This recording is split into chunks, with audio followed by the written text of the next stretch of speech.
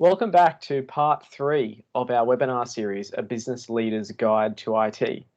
In part 2, we looked at the fortress analogy and how IT security can be handled in a business by thinking that you're under siege and what defenses can you put up to protect your fortress.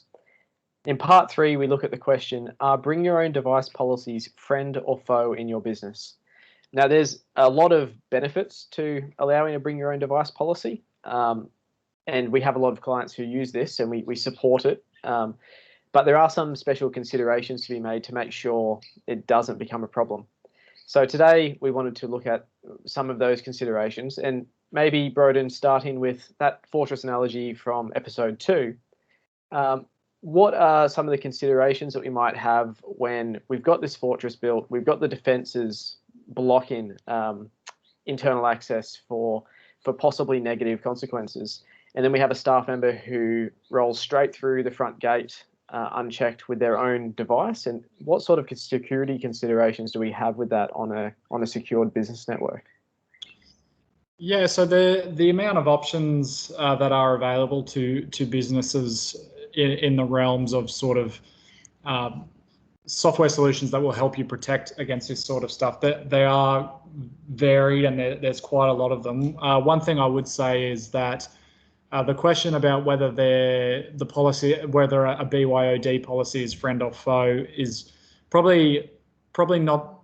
They're not one or the other. I would say that BYOD policies work really well for a lot of our clients, but again, the defense that you really sort of need when an employee is bringing their own device is really probably contractual. There's probably some really good policies that a HR consultant or ourselves can help you to devise to make sure that when a employee brings their own device into the network, on the one hand, you want to have the varied software solutions in place that you know where your data is going and what they're doing with your data using their computer.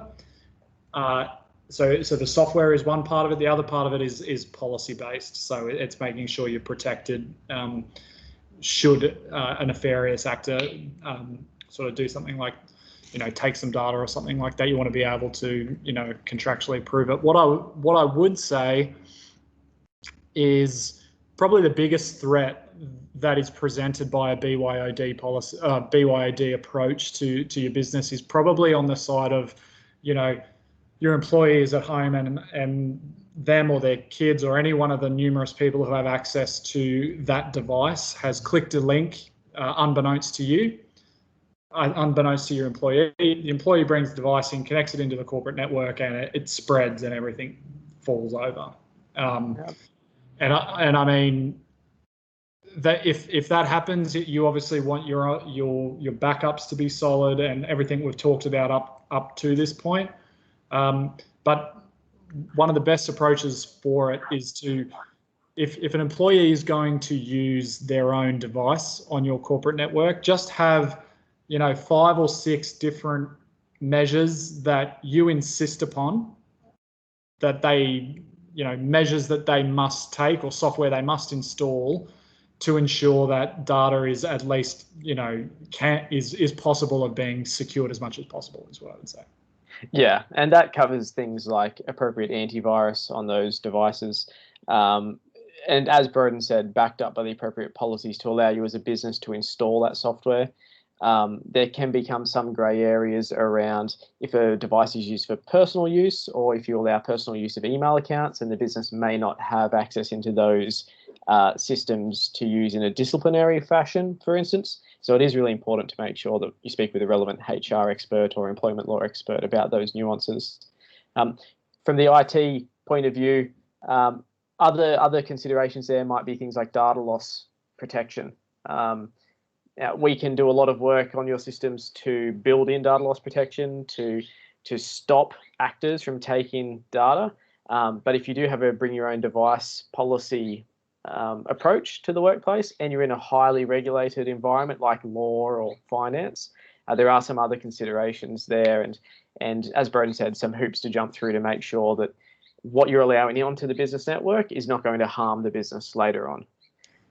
Yeah, well, one of the other ways to look at this, I guess, is that we have noticed that a lot of businesses get into the bring your own device sort of approach. They get into it because when they built the business, they started off with just 3 people in an office, smashing through stuff.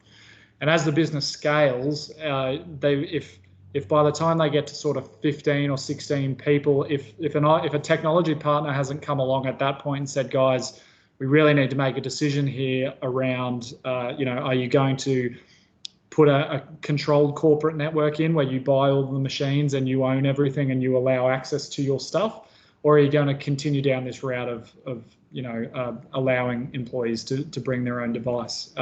So a lot of the time it's seen as a cost save measure to some extent, but what I would say is if you don't have even frontline security measures like two-factor authentication on things like Office 365 or G Suite environments, if you don't have those security measures in place, and you look at it as a way to save money, to just allow people to bring their devices in, what I would say is that if a device comes in and causes real irreparable damage to your business data, the costs you incur on the back end to recover from something like that wipes out any potential saving you might have made on buying a few laptops. Is what I would say.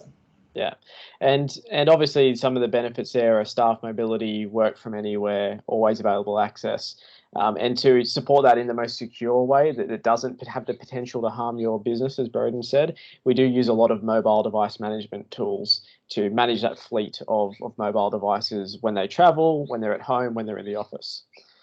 If you had any questions around how bring your own device policies function in your business, maybe you have all business machines and you're looking to move to a more bring your own device policy approach, or you're already there, or maybe a mixture of the two, we can help out. We can do an IT health check for you that will review any gaps that you have in that approach and make sure that we address those concerns before they become a big disaster. Broden, did you have any closing thoughts on any other key points for business leaders? No, I guess in this sort of realm, I think it's more just a BYOD policy is the approach of letting your employees bring their own device. It's not good or bad inherently, but you can manage it well or you can manage it poorly. Yeah.